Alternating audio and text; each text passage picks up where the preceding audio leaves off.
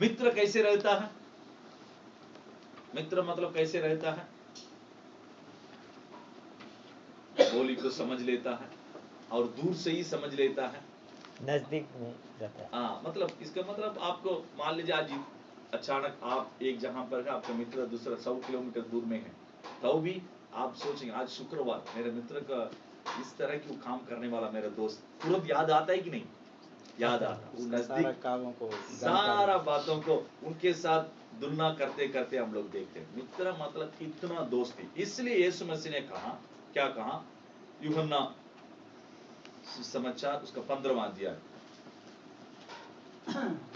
और 13 से लेकर पढ़िएगा या आगे से पढ़िएगा, 14 को पढ़िएगा, 13 को छोड़। यूहन्ना सुसमाचार उसका 15वां अध्याय और 14-15 को पढ़िएगा।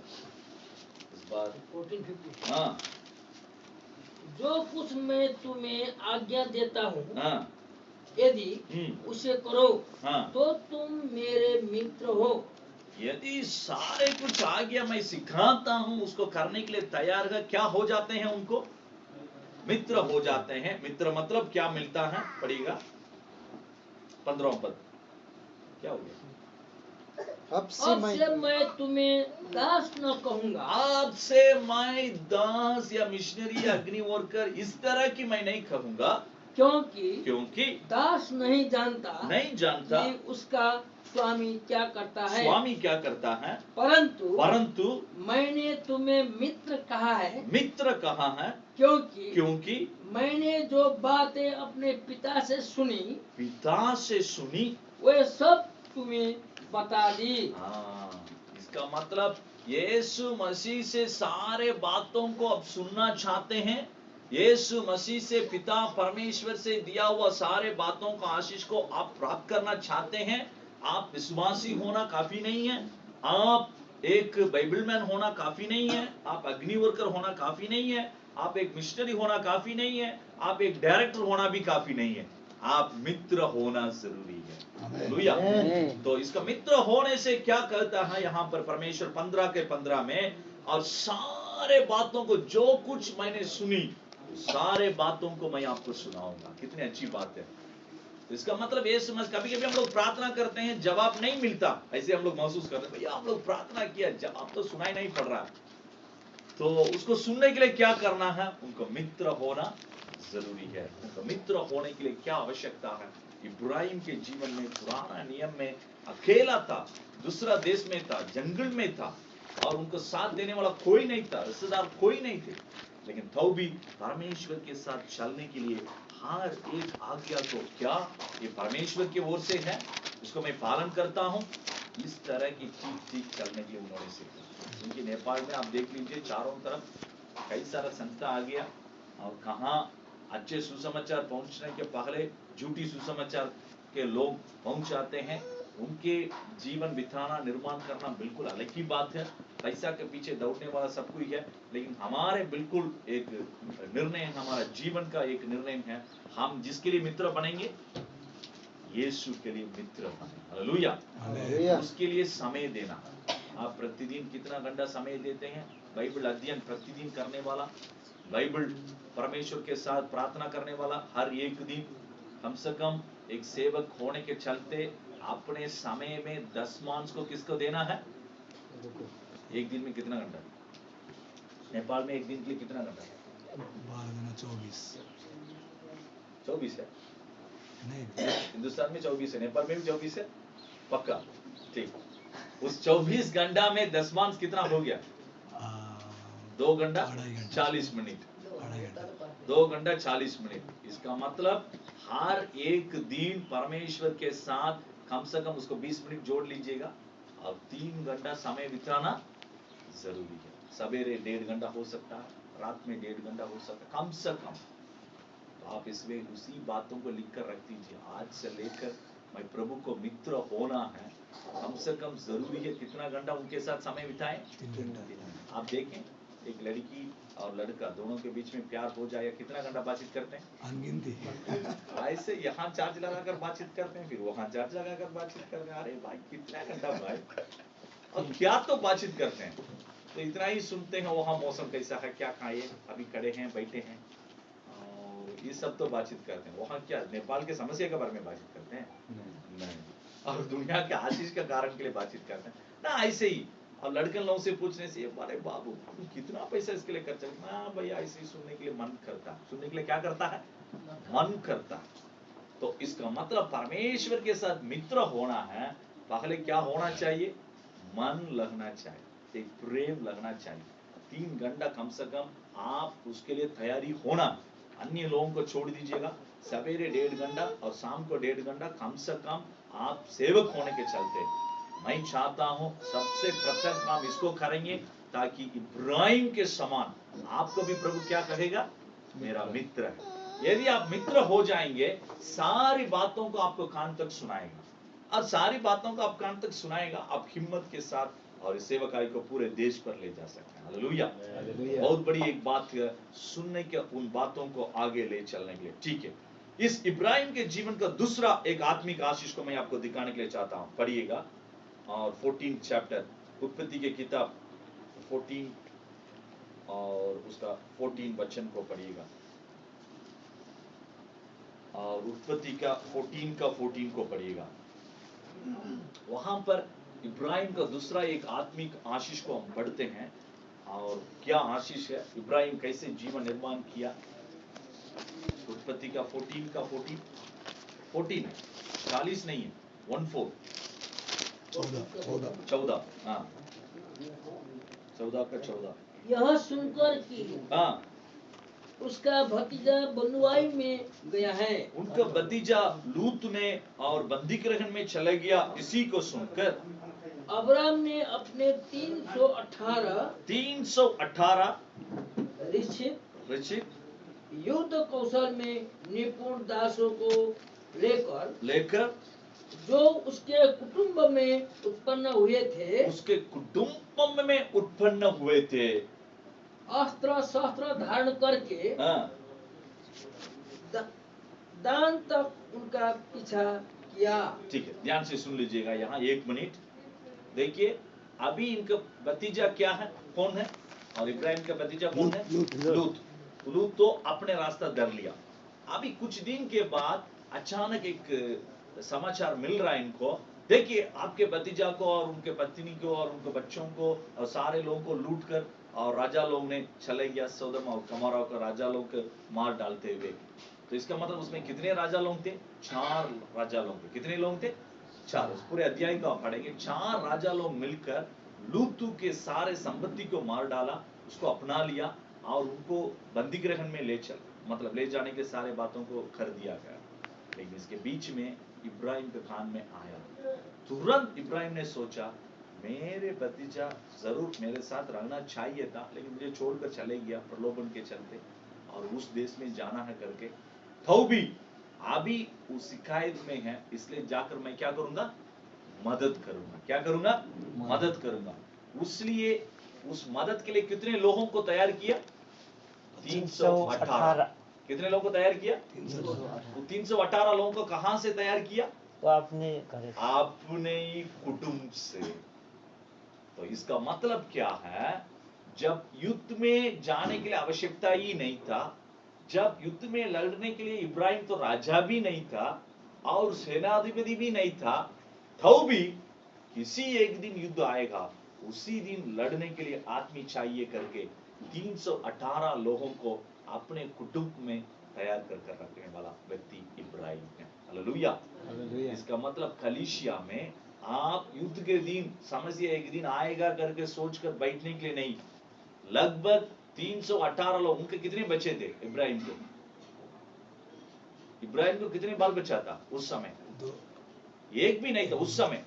15 अध्याय के पहले तो 16 अध्याय के पहले एक भी नहीं था, तब एक बच्चा भी नहीं था। तब ये नहीं सोचा था अरे हमको तो बच्चा बाल बच्चा नहीं आ रहा, हम जाने के बाद कोई भी चलने देंगे, क्या दिक्कत है, ऐसे नहीं सोचा।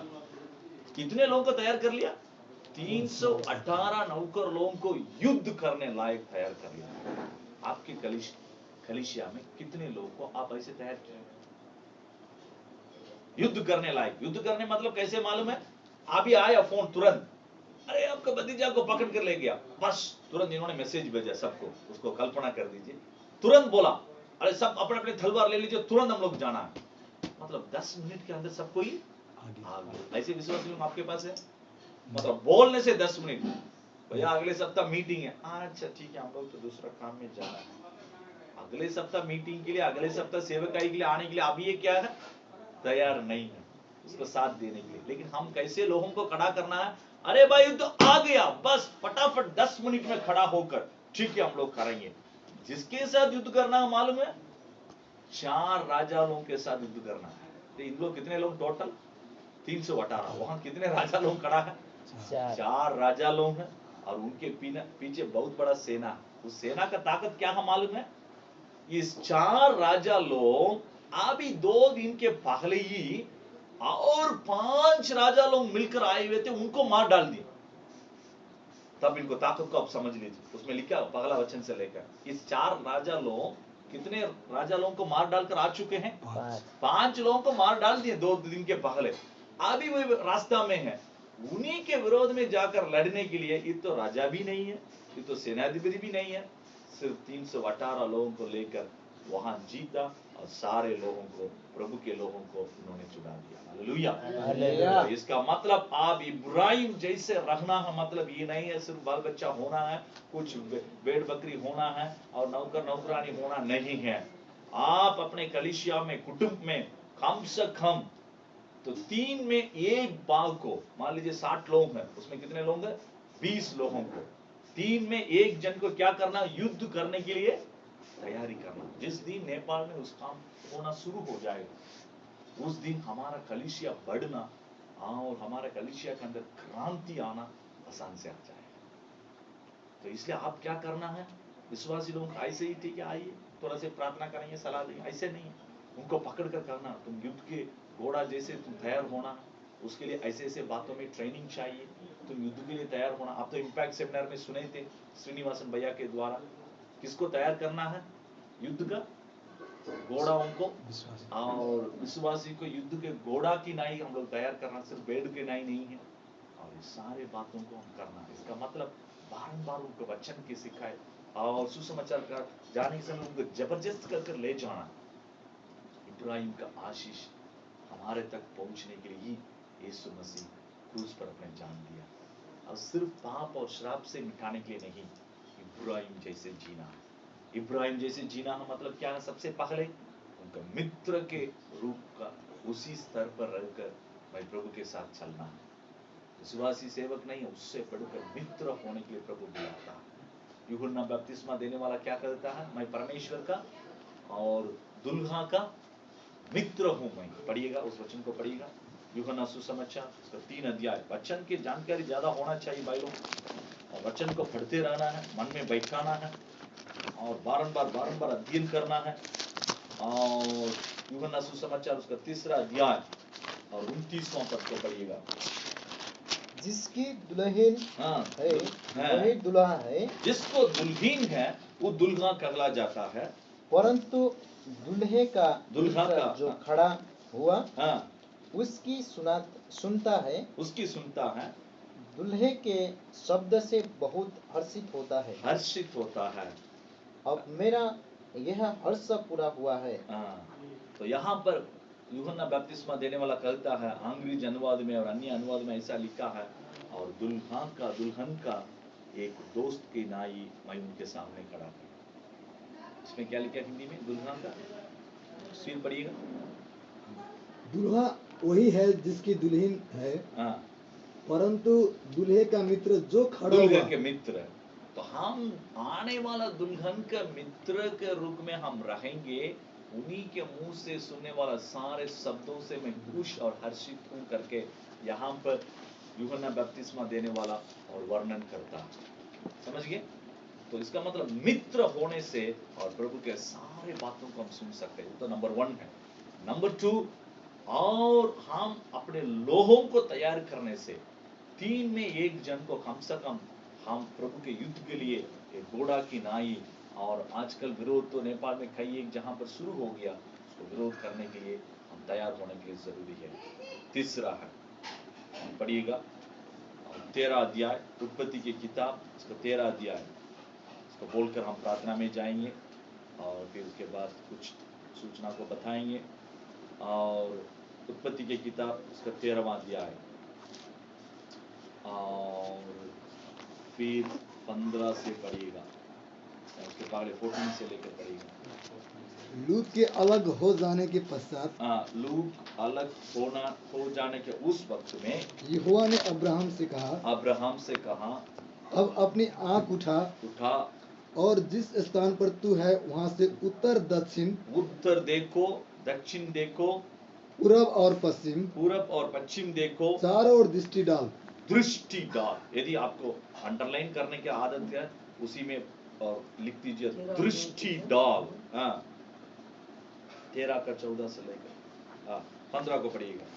क्योंकि जितनी भूमि तुझे दिखाई देती है उस सब को मैं तुझे और तेरे वंश को सदा के लिए दूंगा। देखिए, एक मिनट मेरे बात को सुन लीजिएगा। हम लोग पिछले सप्ताह में जाली प्रधान भाई ने हमको चिट्ठी लिखा था। उस समय में श्रीलंका में सेवकाई में था, शायद इसको खाली करने के संबंधित कुछ लिखा था, लेकिन उसको बड़े भैया को भी काफी लगाया हुआ था। तो बड़े भैया अकेले प्रार्थना कर रहे थे और मैं भी प्रार्थना कर रहा था। फिर हमें वापस आने के बाद उनसे हम लोग बातचीत किए। तुरंत भैया ने कहा वहां से बाहर जाकर देश पर फैलने के लिए प्रभु रास्ता खोल रहा। तो हम सब उसको ले लिए और हम लोग भी लगातार दुआ करने लगे और फिर यहाँ आए। यहाँ आने के बाद प्रार्थना करें और दूसरे दिन कल सवेरे उनसे बातचीत करने के पहले 4:30 बजे भोर में और लगभग 3 घंटा हम लोग प्रार्थना में थे और प्रभु की आवाज फर्स्ट रूप में आया। इसी वचन को प्रभु ने कहा, इस वचन को प्रभु ने कहा उत्पत्ति की किताब और 13 से लेकर तुमने दृष्टि लगाकर चारों तरफ देख लो। देखने के बाद क्या करना है, मैं इस पूरे देश को तेरे लोगों को देने पर हूँ। 17 पद को पढ़िएगा। उसके लिए हम लोग क्या करना है? 17 उठ, पहले दृष्टि लगाओ फिर उठ। उस भूमि की लंबाई और चौड़ाई में चल फिर। इस देश के लंबाई चौड़ाई कितना है उस पर चल, क्योंकि ये मैं तुझे देता हूँ। हालेलुया। इसलिए देश पर फैलने के लिए परमेश्वर जम्स को आगे बढ़ाने के लिए चाहता है। एक अद्भुत काम तो हुआ था और बरनबास भैया को आप जानते हैं, पिछले दिनों में थोड़ा बहुत मन मोटापन हुआ था, वो अलग हो गए। फिर प्रभु ने उनके दिल में कार्य किया और फिर वो बड़े भैया के पास आकर मुलाकात किया और सारे बातों को हल करने के लिए प्रभु ने सहायता किया। वो तो अलग दल उन लोग चलते रहेंगे, हम अपने दौड़ में चल। वो हमारे साथ मिलने के लिए नहीं है और हमारा दल के साथ मिलकर इसी में ज्वाइन होने के लिए नहीं है, लेकिन उनका दल अलग ढंग से वो दौड़ते रहेंगे, लेकिन हम अलग ढंग से दौड़ते रहेंगे। लेकिन प्रभु ऐसे ऐसे बातों को करना शुरू किया, जो कोई विरोध में थे उनको भी हमारा पक्ष में परिवर्तित करना शुरू किया। तो इसका मतलब यहाँ नहीं है, चारों तरफ काठमांडू, सिंधुपाल चौक, पोखरा, ये सब जहाँ पर हमारा काम फैलने पर है, देश भर में हम चलते फिरते और इस काम को आगे बढ़ाने के लिए हम लोग चाहते हैं। लेकिन इसके लिए क्या करना पड़ेगा? यदि देश को अपनाना है, देश को हम स्वतंत्र करना है, उसके लिए दृष्टि लगाने की आवश्यकता है, उठकर चलने की आवश्यकता है। हालेलुया। एक वचन को पढ़िएगा, भजन संहिता 37, उसमें पूरे भजन संहिता कैसे आप देश को अपनाएंगे उसके बारे में वर्णन किया गया। और भजन संहिता 37 हिंदी में क्या बोलते हैं? 37वां अध्याय। इसमें कम से कम 5 बार बारंबार इसको लिखा है। और 34 को पढ़िएगा, 34 को पढ़िएगा। परम प्रभु को प्रतीक्षा करो और उहाँकै नेपाली पढौँलाई र उहाँकै मार्गमा हिँड, प्रतिज्ञाको देश अधिकार गर्न उहाँले तिमीलाई उचाल्नु हुनेछ, दुष्टको विनाश तिम्रो आँखाले देख्नेछ। पढ़िएगा हिंदी में। 37 का 34।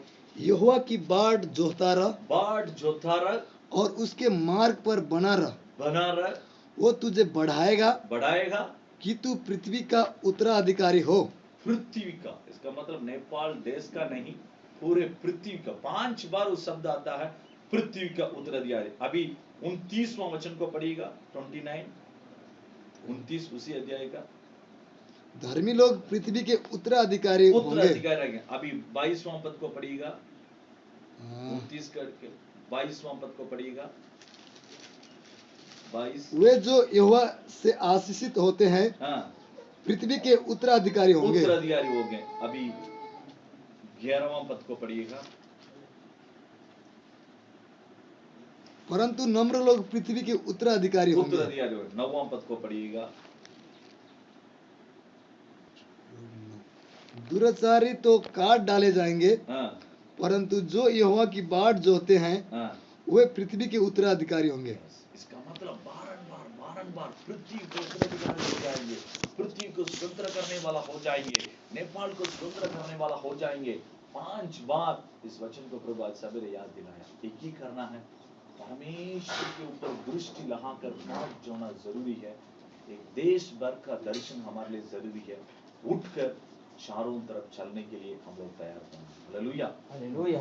इब्राहिम ने ये नहीं सोचा प्रभु हम तो हिंदू धर्म से आकर अभी प्रभु को ग्रहण कर लिया, वहां से खानान देश तक पैदल में आया और पापा भी मृत्यु हो गया और सब कुछ हो गया, अभी हम लोग इस देश में आए हैं। लेकिन अभी ये थोड़ा बहुत हम लोग आराम किए हैं, टेंट उंट लगाए, सब कुछ लगाए। लेकिन उस 13वां अध्याय में प्रभु कहता है इसको उठाकर फिर हेब्रोन के पास जाओ, चलते रहो, फिरते रहो, आगे बढ़ते जाओ। एक जहां पर सिर्फ इतना काफी है, वहां पर सीमा नहीं करना, अपने आप को सीमित करने के बातों से बाहर आकर उठकर देखना, नेपाल भर में देखना, 75 जिला को देखना और वहां का फसल को देखना और उसके लिए खड़ा भी होना, उसके लिए चलने के लिए भी तैयार होना, तो अपने डेरा को उठाकर जाने के लिए भी तैयार होना। हालेलुया। इब्राहिम का काम ऐसे रहा। इब्राहिम अपने आंख से दूर से देख रहा था, तो दूर से क्या देख रहा था? आने वाला राजा के महिमा को देखते हुए आगे बढ़ना किया। और इब्राहिम के जीवन से लगभग मैं और 5 बातों को कह सकता, लेकिन अभी इतना ज्यादा मैंने बोलने पर नहीं हूँ। लेकिन एक बात को आप समझ लीजिएगा, इस इब्राहिम के जीवन को हमारे तक पहुंचाने के लिए क्रूस का 3 खास बात है। पाप और श्राप को हटाने के लिए, इब्राहिम जैसे हमें बनाने के लिए, तीसरा पवित्र आत्मा जिसके बारे में वायदा किया गया और उसको हमारे तक पहुंचाने के लिए यीशु मसीह क्रूस पर जीवन दिया। इब्राहिम के जीवन मतलब कौन सी होता है? इब्राहिम के जीवन मतलब मित्र के रूप में कहला जाता है, मित्र की नाई कहला जाता है। दूसरा, और लोगों को तैयार करना, नौकर भी हो, अपने घर वालों को, कुटुंब के लोगों को तैयारी करना बड़ी जरूरी है। हालेलुया। उनको 318 लोगों को युद्ध करने लायक तैयारी करना जरूरी है। तीसरा है, अच्छा से तंबू बनाकर उसी में रहा करता था, लेकिन प्रभु कहता है अभी दृष्टिकोण को बढ़ा दो, अभी उठ, उस तंबू को उठाकर देश भर में चलो, क्योंकि पूरा देश को मैं देने पर हूँ। इस देश के अधिकारी, उत्तराधिकारी होने के लिए क्या क्या है उसको भजन संगीता में मैं आपको दिखाया। तो आज शायद हम लोग 10 लोग या मुश्किल से 12 लोग रहते होंगे, लेकिन हमारे द्वारा एक बड़ा काम को प्रभु करने के लिए। हालेलुया। तो इसलिए प्रतिदिन उसी काम को हम लोग बिल्कुल महसूस किए 2 दिन से यहाँ रहकर प्रार्थना करने के समय प्रभु तो बिल्कुल हमें अगुवाई करता है। तो एक इसलिए हम लोग सोच रहे हैं यहाँ से जीतपुर को भी एक कैंपस के समान हम लोग डेवलप करेंगे, नीचगढ़ को डेवलप करेंगे और विटोड़ा को डेवलप करेंगे। हालेलुया। ताकि हम लोग अभी तक एक ही इलाका में यहाँ रह के इसी को सुख को हम लोग ले रहे थे, लेकिन प्रभु ने देखा तुम यहाँ अपने डेरा लेने के लिए मैं नहीं बुलाया, तो डेरा को उठाओ, तो दूर दृष्टिकोण से देखो, 75 जिला को देखो, चलते फिरते रहो और पहाड़ को, तराई को देखो, इस काम को पूरा करने। आइए हम सब खड़े हो जाएंगे, हम प्रार्थना करेंगे। यदि घुटना में आप प्रार्थना करना चाहते हैं प्रार्थना कर सकते हैं। 1 मिनट हम प्रभु से कहने जा रहे हैं, प्रभु मुझे भी एक इब्राहिम की नाई इस्तेमाल कर। आखिरी में इब्राहिम के बारे में मैं बोलने की चाहता हूँ। कितने लोग जानते हैं तो पहला कलीसिया को कहाँ पर सालोमोन ने निर्माण किया? सुलेमान ने। पहला कलीसिया को सुलेमान ने कहाँ पर निर्माण किया? पढ़िएगा, उसमें सिर्फ उस एक वचन को मैं आपको दिखाने के चाहता हूँ, ताकि उसके पीछे इब्राहिम का हाथ कैसे रहा उसको मैं दिखाने के लिए चाहता हूँ। पहला कलीसिया को बाइबल में कौन उसको तैयार किया? उसका निर्माण किया सुलेमान ने किया। पढ़िएगा दूसरा इतिहास के पत्री, उसके इतिहास की किताब, उसका तीसरा अध्याय। दूसरा इतिहास की किताब, उसका तीसरा अध्याय। जल्दी उसको उठाए तो पढ़िएगा। दूसरा इतिहास तीसरा अध्याय पहला वचन। तब सुलेमान ने यरूशलेम में मोरिया नामक पहाड़, कौन सा पहाड़ है? मोरिया नाम के पहाड़ है पर उसी स्थान में यहोवा का भवन बनाना आरंभ किया। इस मोरिया कहाँ पर आता है? अभी उत्पत्ति की किताब को ले लीजिए, 22वां अध्याय को ले लीजिए, इसका पहला वचन को आप पढ़िएगा। उत्पत्ति की किताब 22वां अध्याय का पहला और दूसरा पद को पढ़िएगा। 22 का पहला और दूसरा, उत्पत्ति की किताब उसका 22 का पहला और दूसरा। इन बातों के पश्चात ऐसा हुआ कि परमेश्वर ने अब्राहम से यह कहकर उसकी परीक्षा की, हे अब्राहम। उसने कहा, देख मैं यहाँ हूँ। उसने कहा, अपने पुत्र को अर्थात अपने इकलौते पुत्र इसहाक को जिसे तू प्रेम रखता है, जिससे तुम्हें प्रेम रखता है, संग लेकर मोरिया। कहाँ जाना है? मोरिया। क्यों मोरिया ले जाने के लिए कहा? एक मिनट, इसकी कहानी तो आप जानते हैं। क्यों इब्राहिम को ले जाने के लिए कहा? क्योंकि प्रभु को मालूम है जहां इब्राहिम अपने बेटा को बलिदान के रूप में चढ़ाने के लिए तैयार है, वहां पर परमेश्वर बाइबल का पहला कलीसिया को खड़ा कर दिया। हालेलुया। तो दूसरा इतिहास का मोरिया और उत्पत्ति का 22वां अध्याय का मोरिया दोनों एक ही है। तो उस मोरिया पर इसका अर्थ ये है, यदि आप इब्राहिम के रूप में खड़ा होने के लिए चाहते हैं, यदि अपने सारे बातों को प्रभु के लिए वेदी पर चढ़ाने के लिए यदि आज तैयार रहेंगे, जिस एरिया में आज रहते हैं, जबरा में, रंगपुर में और हरदा में, ममदमार में और वहाँ सारे पहाड़ी इलाका में, थराई में, जहाँ कहीं आप सेवा करते हैं, और बगई में, सारे हिरामुनी में, सब बातों में वहां पर कलीसिया खड़ा हो जाए। यदि मोरिया में आज मैं अपने बेटा को भी बलिदान देने के लिए तैयार हूं, उस मोरिया में प्रभु का कलीसिया जरूर खड़ा होगा। तो उसी को दिखाने के लिए प्रभु ने सुलेमान को कहा, अन्य जहां पर तुम, क्योंकि वो तो राजा है, उनके पास में सारे देश का जमीन है, लेकिन प्रभु ने कहा और कहीं कलीसिया को, प्रभु के भवन को खड़ा नहीं करना। कहां जाकर खड़ा करना है? यरूशलेम में, मोरिया में ही खड़ा करना है, क्योंकि प्रभु ने अपने दास इब्राहिम के उस अर्पणता को आदर करने के लिए चाहा। यदि आज आप पूर्ण अर्पणता से आप करेंगे, उसी इलाका में प्रभु अपने कलीसिया को जरूर खड़ा करेंगे। आइए प्रार्थना करने जा रहे हैं।